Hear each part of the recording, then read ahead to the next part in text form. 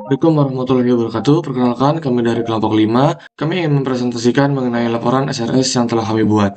Pada kesempatan kali ini, kami mengembangkan sebuah sistem yang bernama Cofinity, yaitu aplikasi rekomendasi coffee shop di Yogyakarta untuk coworking dan belajar bagi mahasiswa atau pekerja. Yang dimana pada kelompok ini beranggotakan saya, Muhammad Aziz Fajar Rahman, Devali Alamisya Manurung, Ega Ardianti, dan Fitri Amelia Dwiyanti. Ada pula struktur dari dokumen SRS Cofinity. Yang pertama yaitu pendahuluan, yang kedua deskripsi kebutuhan fungsional, yang ketiga desain dan perancangan sistem, 4 kebutuhan termuka eksternal, 5 non-functional requirement, 6 estimasi beban software, dan yang ketujuh lain-lain. Baik, pertama-tama saya akan menjelaskan mengenai pendahuluan. Dokumen SRS ini disusun untuk mendefinisikan kebutuhan fungsional dan non-functional aplikasi Cofinity, yang dimana akan dibagi menjadi 3, yaitu tujuan dokumen, ruang lingkup, dan audiens. Yang pertama, di sini saya akan menjelaskan definisi istilah dan ruang lingkup produk serta audiens dokumen. Cofinity adalah aplikasi berbasis mobile untuk membantu pengguna menemukan coffee shop di Yogyakarta sesuai kebutuhan. Antara lain mencakup lokasi, fasilitas, suasana, harga, jam operasional, hingga ulasan pengguna.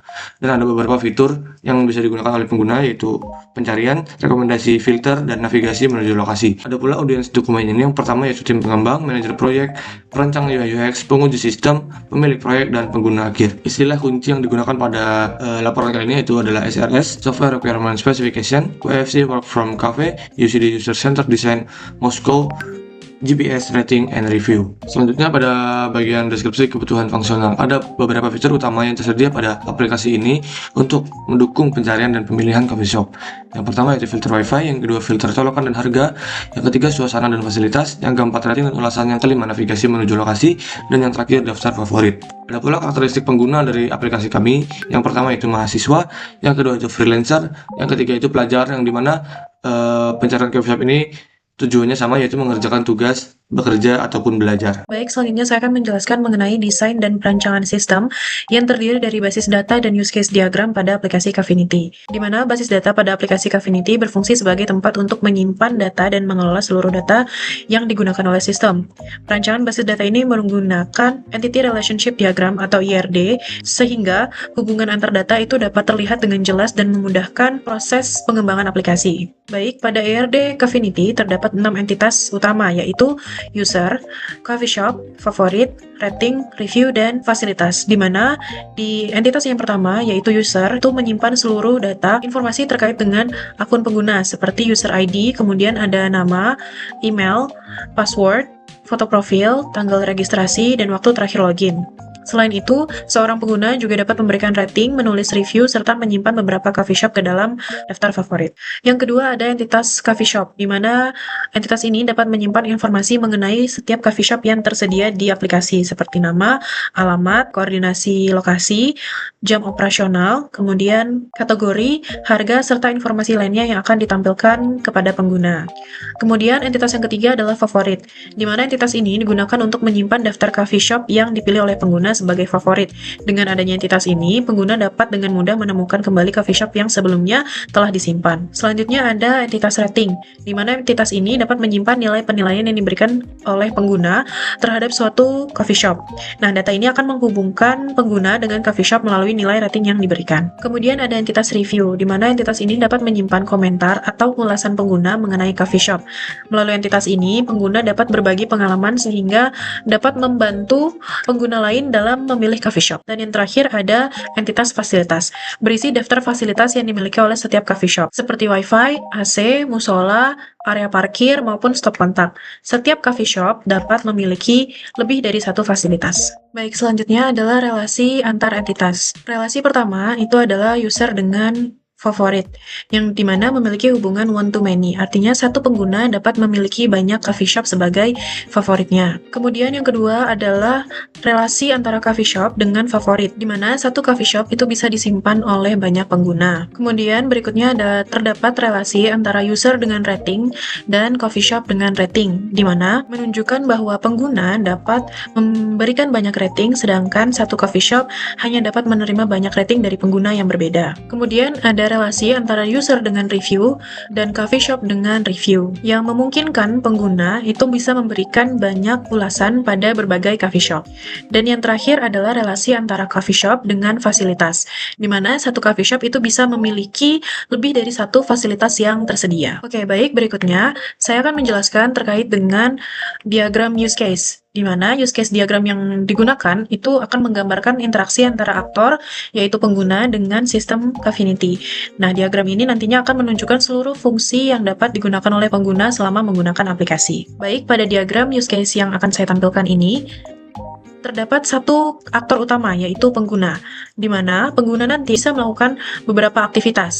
Yang pertama ada registrasi akun, kemudian login ke dalam aplikasi, selanjutnya ada lupa password, kemudian ada edit profile, dilanjutkan dengan cari coffee shop, kemudian melihat detail coffee shop, kemudian menyimpan coffee shop ke daftar favorit, dilanjutkan dengan melihat ulasan saya, dan yang terakhir ada chatbot atau asisten Coffee AI. Nah, selain use case utama, terdapat hubungan include dan extend, di mana hubungan include ini akan menunjukkan proses yang selalu dilakukan sebagai bagian dari use case utama. Nah, di sini ada contohnya pada proses registrasi, di mana di proses registrasi ini, sistem akan selalu melakukan validasi akun sebelum pengguna dapat melanjutkan ke tahap berikutnya. Sedangkan contoh hubungan extend, di sini menunjukkan fitur tambahan yang bersifat opsional, misalnya pada cari coffee shop.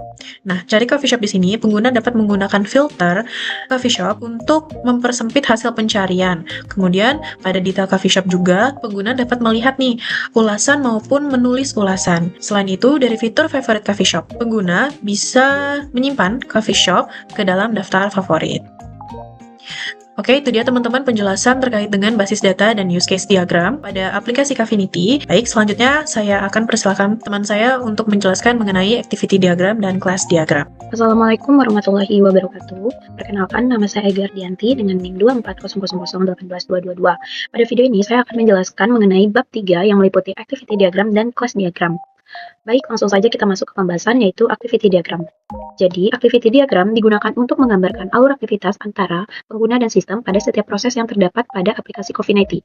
Diagram ini menunjukkan proses yang dilakukan pengguna, bagaimana sistem merespon, serta keputusan yang diambil hingga proses tersebut selesai. Pada aplikasi Cofinity, terdapat 9 aktivitas diagram yang mewakili fitur utama, yaitu registrasi, login, diagram lupa password, pencarian coffee shop, detail coffee shop, favorit coffee shop, ulasan saya, chatbot, dan edit profile.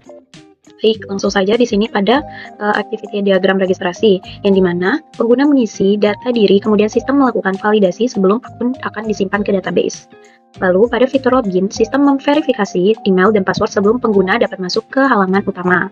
Lalu pada activity diagram lupa password digunakan ketika pengguna lupa kata sandi, sistem akan memvalidasi email kemudian mengirimkan tautan untuk membuat password baru.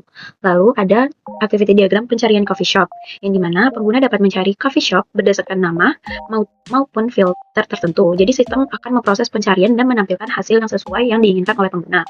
Lalu di sini ada detail coffee shop, yang dimana pengguna dapat melihat informasi lengkap mengenai coffee shop, memberikan ulasan, serta menambahkan coffee shop ke dalam daftar favorit.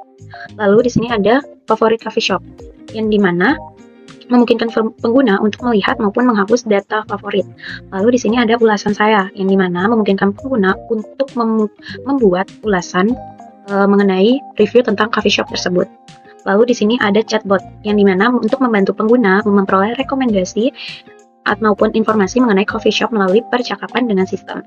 Lalu di sini ada edit profile yang digunakan untuk memperbarui data pengguna. Sebelum perubahan disimpan, sistem akan melakukan validasi data yang tersimpan tetap valid.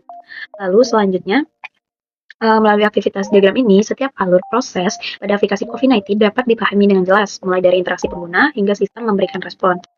Lalu selanjutnya yaitu mengenai kelas diagram.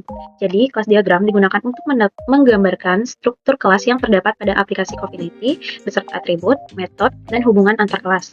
Pada sistem ini terdapat beberapa kelas utama, yaitu akun, pengguna, favorit, ulasan, coffee shop, fasilitas, dan filter dari coffee shop. Jadi, di sini kelas akun berguna untuk melakukan validasi, register, dan login. Lalu di sini ada pengguna, yang dimana untuk menyimpan informasi pengguna serta menyediakan fungsi seperti registrasi, login, logout, password, edit profile, dan chatbot. Lalu di sini ada kelas coffee shop, yang dimana menyimpan seluruh informasi mengenai coffee shop seperti alamat, nama kafe, jam operasional, fasilitas, serta harga dari kafe tersebut. Lalu di sini ada kelas ulasan. Di sini ada kelas ulasan, yaitu digunakan untuk mengelola rating dan komentar dari pengguna, serta kelas favorit yang digunakan untuk menyimpan daftar cafe shop favorit. Lalu di sini ada kelas fasilitas, yang dimana berfungsi untuk menyimpan data fasilitas yang dimiliki setiap cafe shop. Sedangkan filter cafe shop digunakan untuk membantu proses pencarian berdasarkan kriteria tertentu. Hubungan antar kelas juga menunjukkan bahwa satu pengguna dapat memiliki banyak ulasan dan favorit, sedangkan satu coffee shop dapat memiliki banyak ulasan, banyak pengguna yang menyimpan sebagai favorit, serta memiliki satu atau lebih fasilitas. Dengan adanya kelas diagram ini, struktur data dan hubungan antar komponen dalam aplikasi Coffeenity dapat dipahami dengan lebih jelas, sehingga mendukung proses pengembangan sistem. Sekian penjelasan dari saya. Terima kasih. Wassalamualaikum warahmatullahi wabarakatuh. Halo semuanya, di sini saya akan melanjutkan penjelasan dari rekan saya. Sekarang kita masuk ke bagian sequence diagram di bab 3. Di sini fokus kami adalah memetakan urutan interaksi pesan antara user, UI, dan sistem berbasis waktu.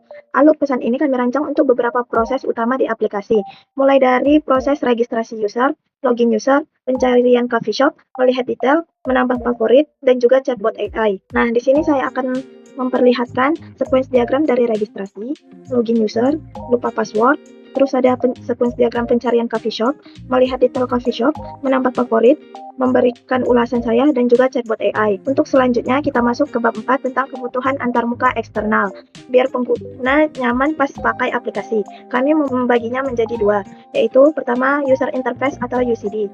Kami memakai pendekatan UCD supaya navigasinya simpel dan terlihat konsisten. Bisa dilihat di slide ini mencakup splash screen, onboarding, login atau register, home, search result, detail coffee shop, favorit, profile, hingga chatbot AI, lengkap dengan palette warna brand yang sudah kami tentukan seperti yang ada di PPT ini, ada primary, secondary, background, dan juga accent.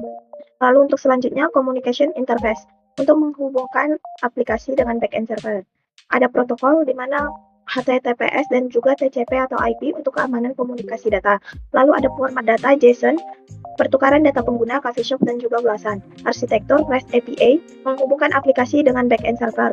Lalu ada keamanan, autentikasi login wajib untuk fitur favorit, rating, dan profile. Lalu ada port 443 untuk komunikasi aman aplikasi server. Penanganan error yaitu pengecekan koneksi dan notifikasi jika server terganggu. Lalu untuk di bab 5 yaitu non-functional requirement, yang mana kebutuhan non-fungsional yang menjamin kualitas performa, keamanan, dan kegunaan sistem. Ada seperti performance, waktu respon pencarian coffee shop maksimal 3 detik, terus ada usability, antarmuka untuk dipelajari dan digunakan oleh semua kategori pengguna, ada reliability, security, UI konsistensi, dan data akurasi.